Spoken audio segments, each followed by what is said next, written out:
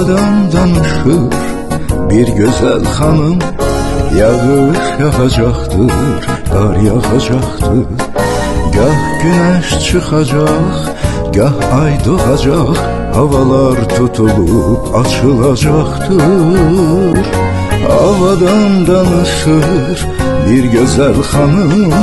Yağış yağacaktır, kar yağacaktır. Gah güneş çıkacak, gah ay doğacak. Havalar tutulup açılacaktır. Benim güneşimde, ayında sensen, onun sinoptikler ne bilir axı. Sen biraz qıyqacı baxanda mənə, mənim gözlərimdə ildırım çaxır. Mənim güneşimdə, ayında sensen, onun sinoptikler ne bilir axı. Sen biraz qıyqacı baxanda mənə, mənim gözlərimdə ildırım çaxır. Söz var, dolu kimi yağır başıma. Söz var, duman olup yolumu kəsir.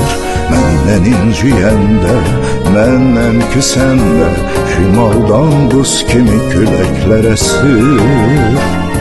Söz var, dolu kimi yağır başıma.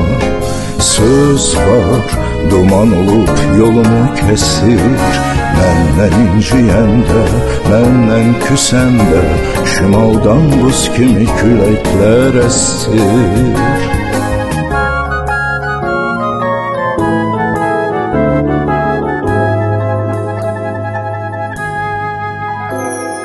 Seni gözləyirəm, hələ bilmirəm, yağış yağacaqmı, qar yağacaqmı?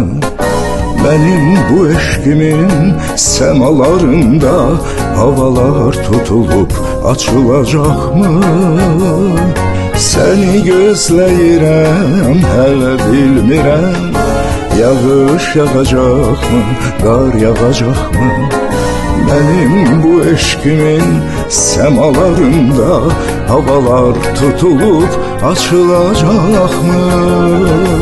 Bir güllü çiçekli bahar gününde soyuq baxışımla qış gəlir sənin. Mənim taleyimə yağışlar yağır, elə ki gözünə yaş gəlir sənin.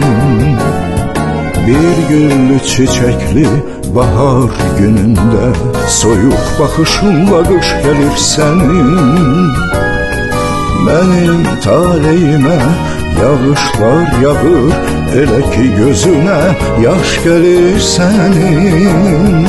Söz var, dolu kimi yağır başıma. Söz var, duman olup yolumu kəsir. Məndən inciyəndə, məndən küsəndə, şimaldan buz kimi küləklər əsir. Söz var, dolu kimi yağır başıma. Söz var, duman olup yolumu kəsir.